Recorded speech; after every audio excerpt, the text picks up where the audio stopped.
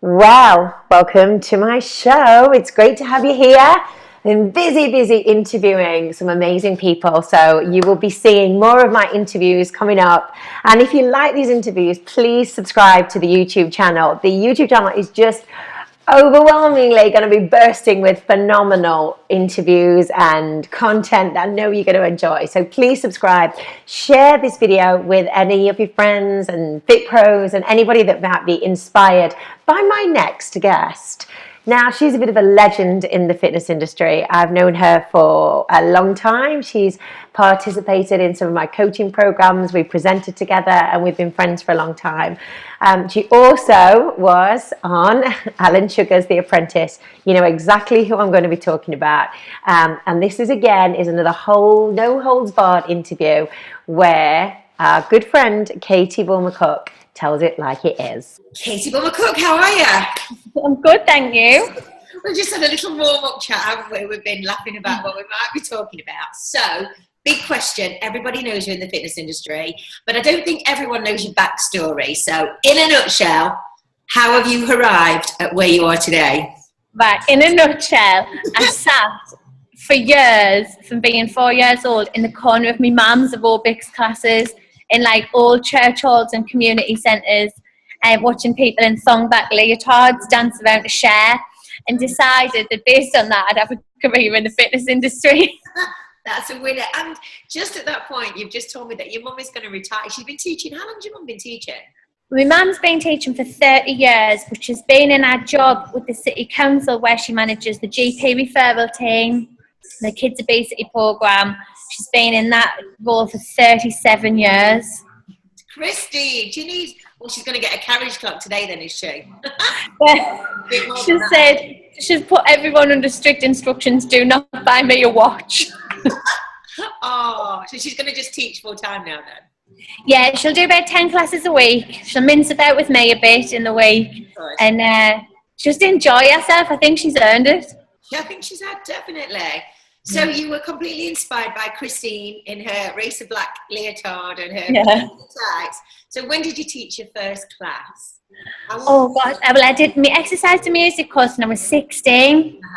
And I thought very naively that as soon as I'd done that every health club would want to give us a class. As it turned out, that shockingly that didn't happen.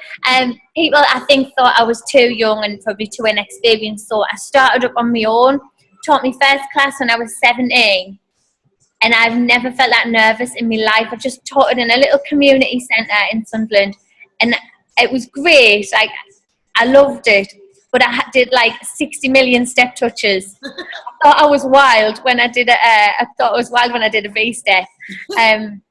And then actually, the same year, my mum took us to my first Fit Pro convention. Oh, was it Fit Pro, the first one you went to? The first one, well, I just walked around with my mouth open like this. Like, for 2 days, my mum was keep going, like, pick your chin up the floor, off the floor. And I went in John Sheehan's class, in his high-low, and he did a step knee to the front and to the back, and it was revolutionary. And did that change your whole concept of choreography? It changed everything. I did much less step touching. Good. And much more step kneeing. So what year was that? Oh, well, 2004. So yeah, 2000. Was it still at Coventry then, or had we gone to? No, it was at Loughborough. And we stayed in the little student halls, and I made my mum go to bed at 8:30 because I wanted to be fresh for the classes the next day. So did you start your business then in Sunderland? Did you start doing a community business then? Yes, I did. And then eventually, maybe 6 months later, I started to get some classes in clubs, and I had like a nice little mixture. And I got up to a point where I think when I was 19, I was doing about 30 classes a week. Yeah. Which, when you're 19 and you're getting money from 30 classes a week, I thought I was a millionaire. I was a weekend millionaire.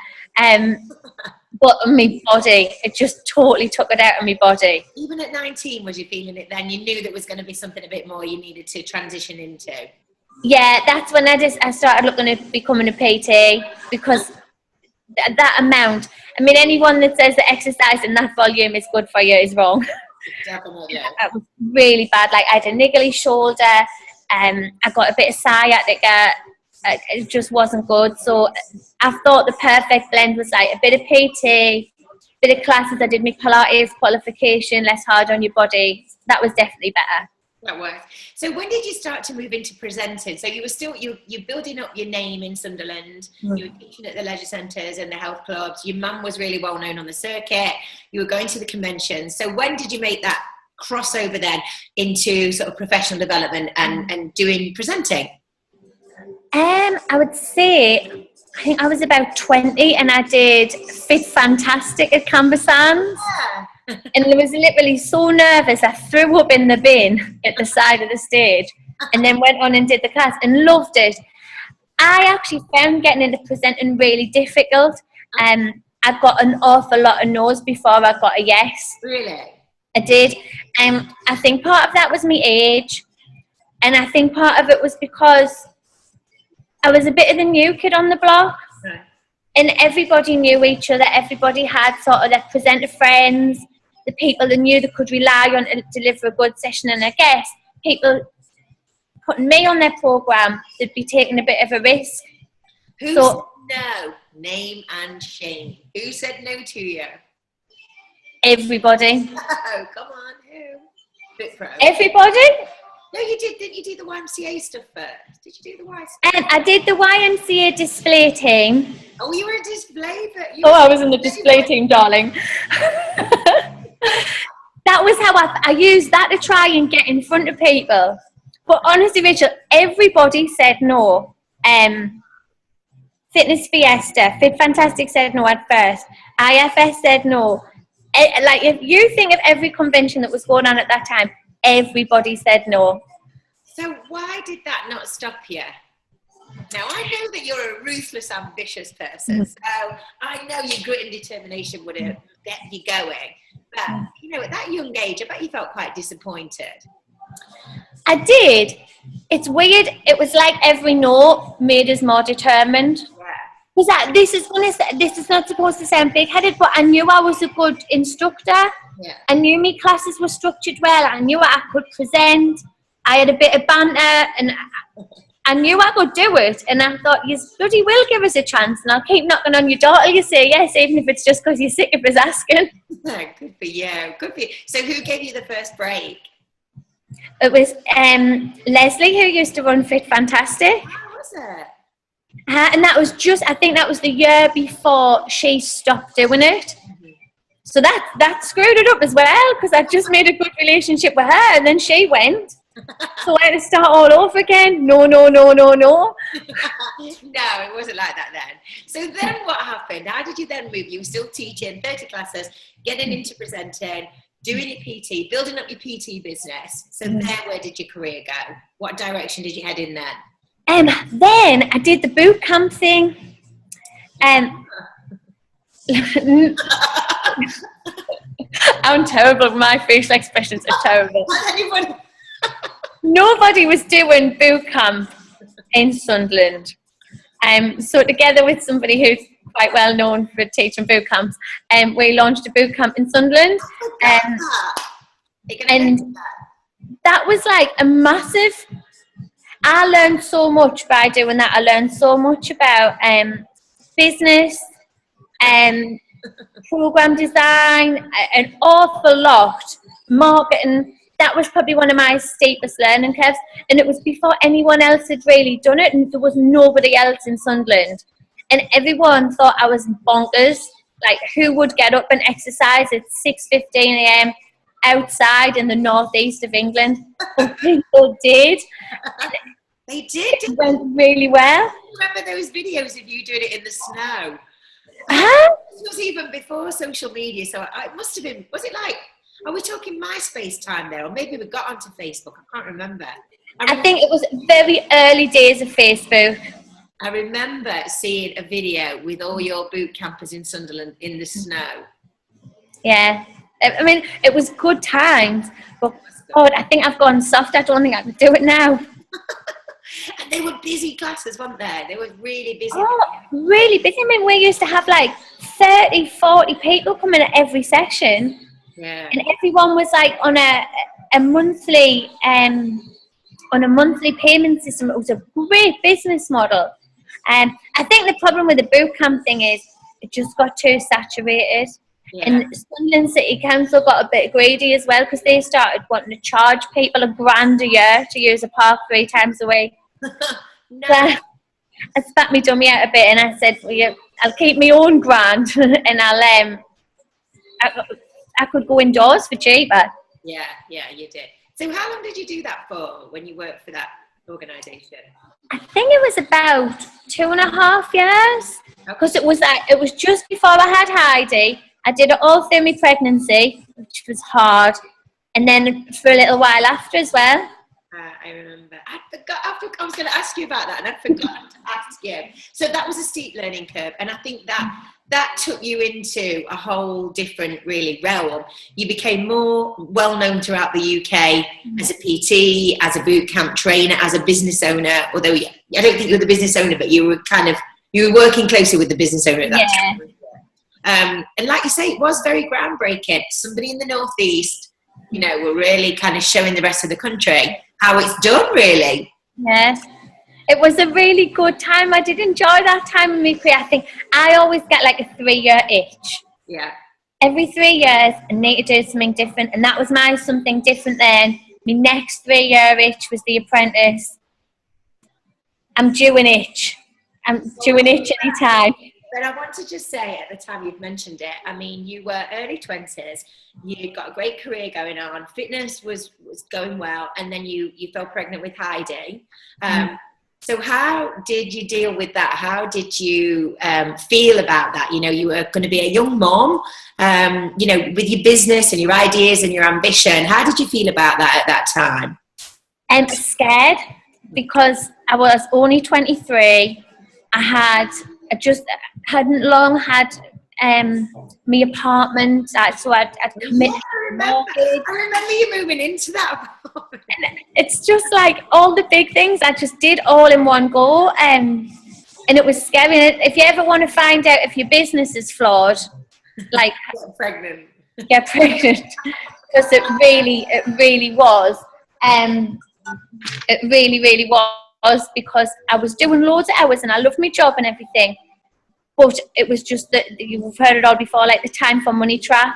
Yeah. And if I didn't go to work, if I didn't teach the classes, I wouldn't get paid. So I had to change things up a little bit then.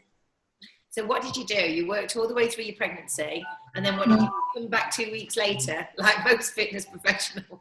Well, the boot camp model worked for me, because I would have someone else in teaching it and pay them an hourly rate and still continue with the business. So I managed to get the whole 5 months off. Wow.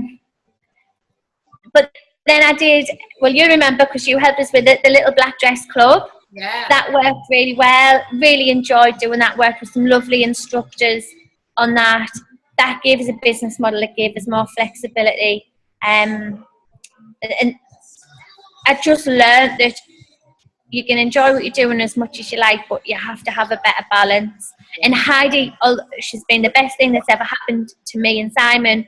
She's also been the best thing that's ever happened to my business, because every decision I make is, sometimes some people ask you to do things and you'll be like, oh yeah, I'll do it. You just say yes to everything, and some things you shouldn't, because it like zaps your time a bit. Yeah. It made us really clear on what I should say yes and no to. That's good. So obviously every decision you had Heidi at the forefront and Simon at the forefront. You were newly married then as well. So you are become more selective and super focused, instead of saying yes to 5 things, which you probably would have done before, you say yes to 1, or you say no to all 5 and just focus on moving forward, I imagine. Yeah, and just thinking, will this benefit my business or not? Yeah. That's what I asked myself. The Lost Club was really, again, ahead of its time. It was a license/franchise model. It was a great model, great branding, and it did really well. You got great instructors around the UK, and that kind of propelled you forward again another step, didn't it? Yeah, it just got us in front of new people, because at the time nobody was really doing small group training. And definitely not small group PT style stuff, because we were covering nutrition and training and mindset in a group, and nobody had done that yet. So it got us in front of other instructors because it was something that was new to the industry. What was your inspiration behind that? Why did you go? Because no one else was doing it. Why did you go in that direction? For me, it was on the back of having Heidi that I needed to train more people in less time. Yeah. So I knew that I needed to still deliver people the same results, but I knew I couldn't do like 50 hours a week. I had to do 20. Yeah. And that was when I went back to work after having Heidi. I boxed like my PT clients together based on their goals, and that's where it came from. Did you have a studio at that time? Were you dipping in and out of a studio, I seem to remember? I hired brief because what happened was, this was just before I had Heidi. I worked at a Sporter as a PT, and I loved the model there. You put your rent in every month, and then you just trained as many people as you wanted. You had full run of the gym. It was great. They changed their PT model so that you had to become employed, and they would take 50% of your earnings. Well, I couldn't live on that. It was no good to me. So I went and hired a little room in a beauty salon.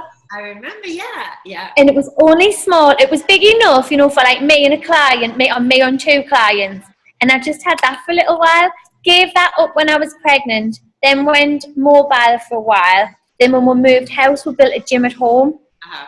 So my clients would come to me. And that's one of the best things I've ever done. Yeah, they could do it there. Cool.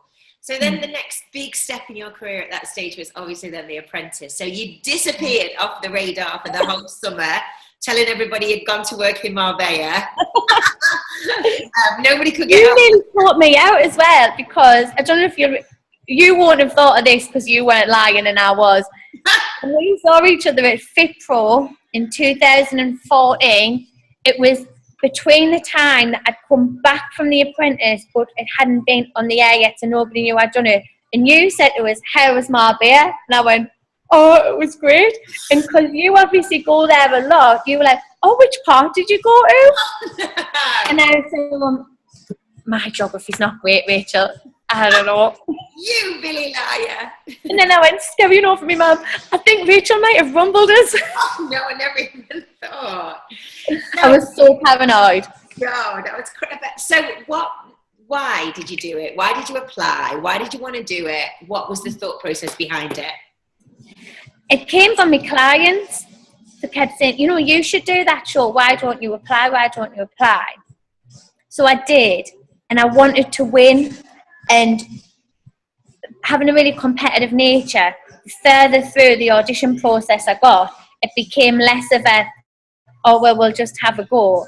It became a, I want to do this. Yeah. The closer I got to it, the more I wanted it. And the audition process is like nothing I'd experienced in my life. So tough, like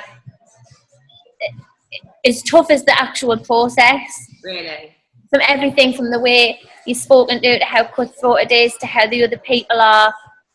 It's pretty hideous. Is it?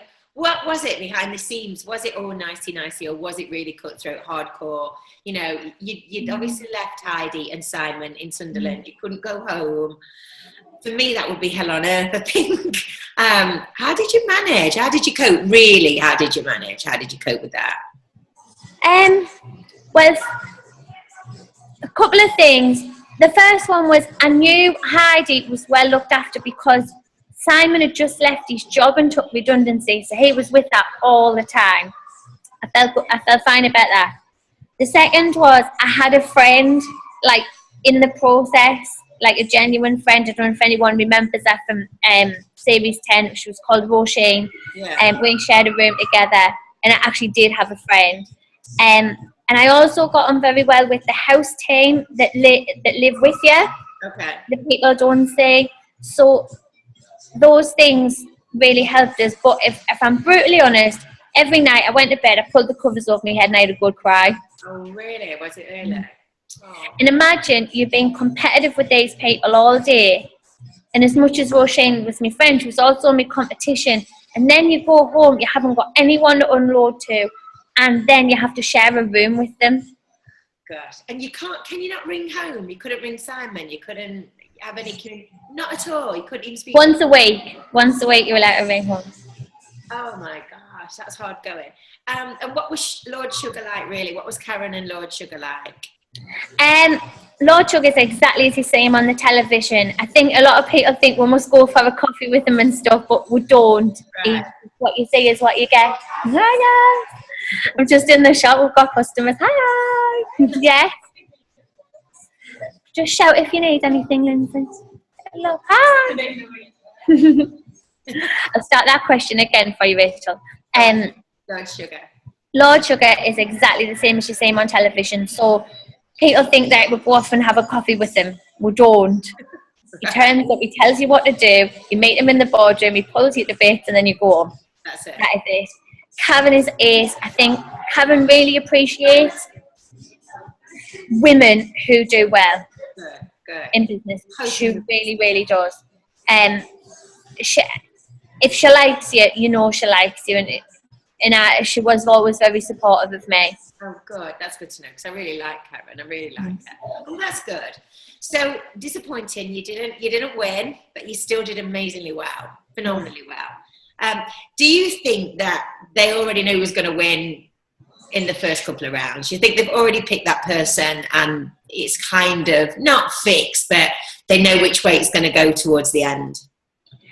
I think the closer you get to the end, they've got a good idea. Yeah. And I think now on reflection that the people that win the show, the best people who win that show are people who've been very successful in the industry that they work in. Yeah. But they've been employed. Yeah. They've all been employed, actually, haven't they? Yeah, because like say Mark, who won my year, he had great entrepreneurial skills. Yeah. But he's never done it for himself. Now, for me, that's the perfect person for Lord Sugar, because he can mould him. Yeah. I think somebody like me would be very difficult to mould, because I've never worked for anyone else. I've never, had a proper job. And so on reflection, I think probably I wasn't the best type of character to win that show. Yeah. I think could have been too much of a wild card that couldn't be tamed. That's it. But that's kind of really launched you into the public domain. Do people recognise you now when you're out and about? Yes. They do? They do.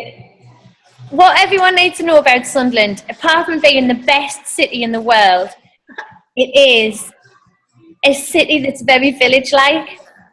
So if someone from Sunderland does something nationally, people never forget, and they're incredibly supportive. I did the after dinner speech at the Sunderland Business Awards a couple of weeks ago, and I got a little bit choked saying thank you to everyone for their support. The candidates expect that their city will get behind them, but they don't, because they're not from Sunderland and nobody does it like Sunderland does. So now even it's easier if Simon does the food shopping. Yeah. Because otherwise I'd be there for 2 hours. Oh my God, that's amazing. And still, if I walk through the shopping centre now, where the shop is, people just wave at us.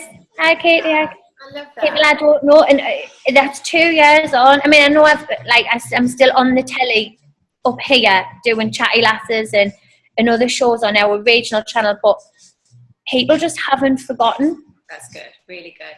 So that's taking you into the public domain, i.e. public speaking. You're doing lots of, as you've mentioned, after dinner speaking. You're hosting the fitness awards. Do you still see yourself in the fitness industry, or is this now you're this after dinner speaker, entrepreneur? What are you now? Where are you? What are you, Katie Bulmer Cooke? Someone asked us the other day, so what do you do? I was like, I don't bloody know. I know one thing is that I'll never stop being a fitness professional, because I love it. I love it with all my heart. I still love coaching people one-to-one. I still love teaching classes. I'll always do that. But the majority of my business now is speaking, appearance type work, television, and consulting for. And where will that go? Where will that go? Where will that take you to? More of it, or is there a bit of an end goal, or the next goal for that? More of it.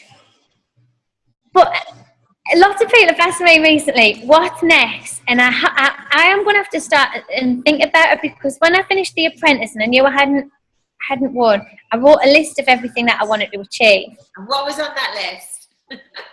Well, to get in my own television show, to do, to get into speaking. And I have to be honest, I've ticked everything on the list. Good. I've been very lucky. I've ticked everything on the list, and perhaps now I need to write a new one. I once got wrong off some bloody business guru who thought they knew everything, who said, you must have a 5-year, a 10-year. And I said, well, I haven't. No. I said, How can you? I think sometimes it's all right to just enjoy yourself for a bit and see where life takes you. Yeah, definitely. And how can you know in our industry? Because no one's been there before us. So you can't say I'm going to do X, Y, Z, because the industry changes so quickly. Which kind of brings it back to the industry. Like me, like Jane, like Zoe, everybody else that's been on this show, we've all grown up in the industry. We all started teaching at 17. You know, we've kind of evolved with it. How do you feel about women in the fitness industry right now? Young girls coming into the industry are entering a completely different industry than you and I did. Obviously, they're entering social media, Instagram, you know, everybody's got to look a certain way, or, you know, that's what we're seeing. Fitness professionals now often aren't teaching their own content. You know, they come into the industry and teach branded programs. So it's just like a totally different industry that people are getting into. How do you feel about that? If Heidi wanted to work in the fitness industry, I'd tell her not to. You would? Wow, no, why? It's not what it was. I think I don't envy anybody getting into it now. I don't. I think it's so difficult. When my mum was teaching, right, there was nobody was backstabbing anyone. Nobody was saying, her down the road's crap, come to my class. Nobody was undercutting each other. Nobody was taking twisted selfies of themselves to try and make them look skinnier on Instagram. Everyone was just nice, and fitness was much more positive. I hate all this go hard or go home, carry on. And I think it's very, very difficult for people. That's honestly my honest opinion. There's still a massive option. There's still some big opportunities in fitness, though. I really think that we're just scratching the surface with this. I think with lifestyle, and I think if somebody is entrepreneurial, there's some amazing opportunities. Amazing. That's good. How do you feel about your own body image in the fitness industry? How do you feel about how you look, how you appear, how you feel about yourself, your own confidence? You know, it's one thing, you know, standing up in front of a class, but, you know, if you're standing up now delivering talks to business gurus, people that are the head of, you know, multi-million-pound corporations, what does that do to your self-esteem and your self-confidence? Oh God, right. How do I put this?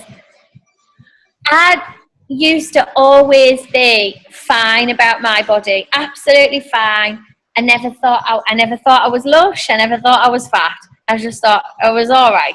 Like, you're all right, Katie. There was no conversations going on in my head, but.